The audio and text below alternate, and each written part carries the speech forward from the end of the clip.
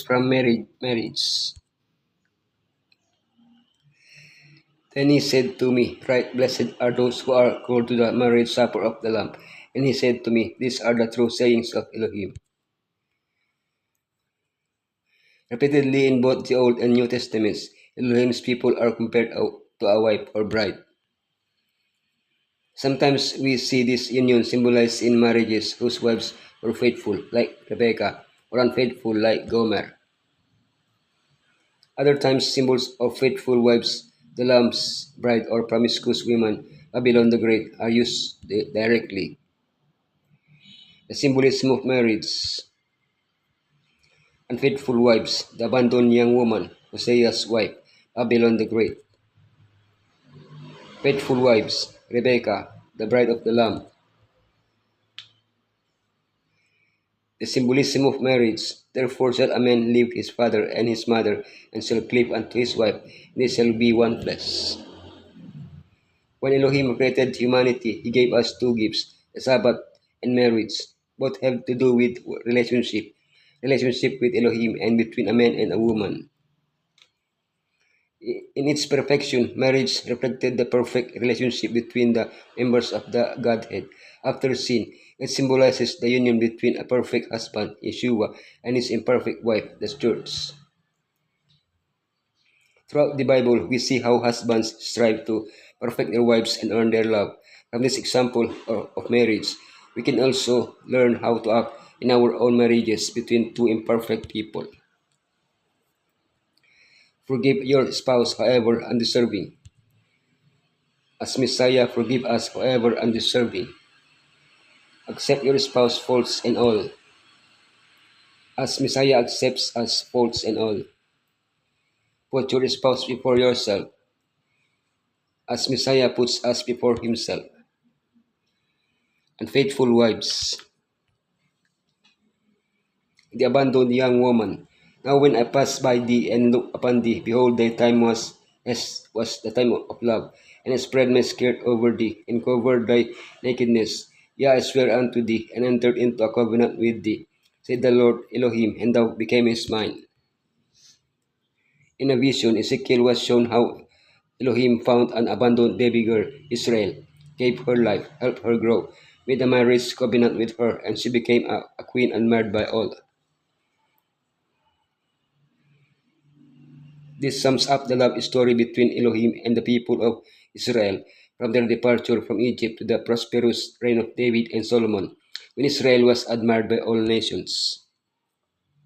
But Israel forgot that her beauty was a gift from Elohim, a reflection of divine beauty, and she turned away from her husband, prostituting herself after other gods.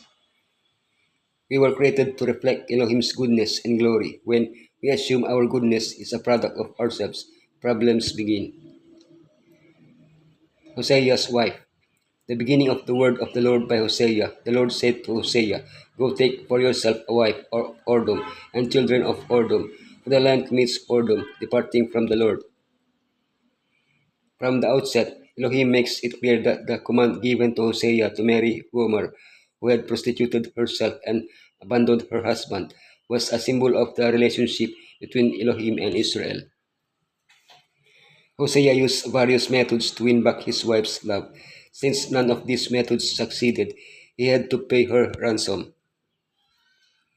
Of course, our rescue cost Elohim much more than 15 pieces of silver, and for an omer of barley and a half omer of barley.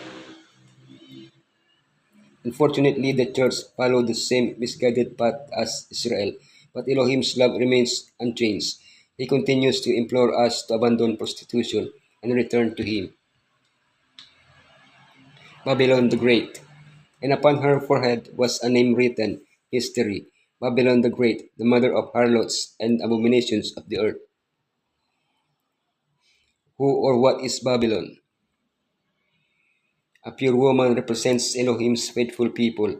Babylon, the mother of harlots, represents Elohim's people who turn away from him and rely on the kings of the earth. This unfaithfulness on the part of his people causes Elohim deep sorrow. For centuries, he has tried to restore his church to purity, but few have responded. Finally, he will make one last appeal. After infidelity, reconciliation can occur. However, unfortunately, sometimes a point of no return is reached when reconciliation is impossible. The time will come for Babylon and those who remain in her to be judged and punished. But the faithful, the Lamb's bride, will live forever with Yeshua. Faithful wives, Rebecca. And they called Rebekah and said unto her, Wilt thou go with this man? And she said, I will go. According to the custom of his time, Abraham set out to find a wife for his son Isaac, but he did not want to marry his son to any of the women of Canaan, but to one of his relatives, thousands of miles away. The reason for this, although imperfectly, his relatives worshipped the true Elohim, while the Canaanites rejected him. If Isaac married a Canaanite woman, his religious life would decline due to his wife's negative influence. Such has been the history of the church when she has contracted marriages with the nations of this world. Gradually, she has distanced herself from the true faith.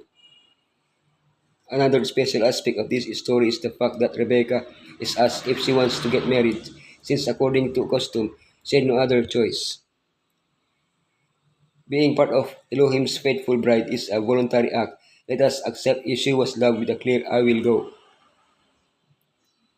the bride of the Lamb. Let us be glad and rejoice and give honor to him, for the marriage of the Lamb is come, and his wife had made herself ready.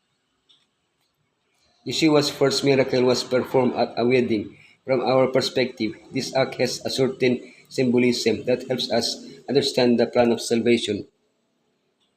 Perhaps the most important is that for the bride us to be ready, she needs the wine that Yeshua provides, that is his purifying blood. Yeshua also used parables related to the wedding to illustrate certain aspects of the preparation we must make for his imminent coming.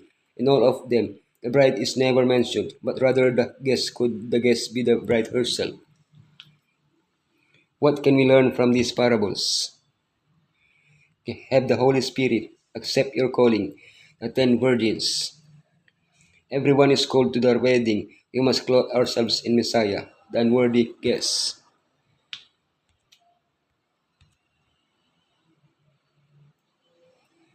Messiah has been a daily companion and familiar friend.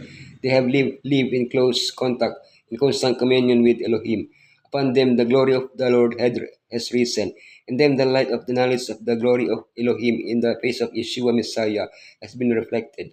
Now they rejoice in the undimmed rays of the brightness and glory of the King in his majesty.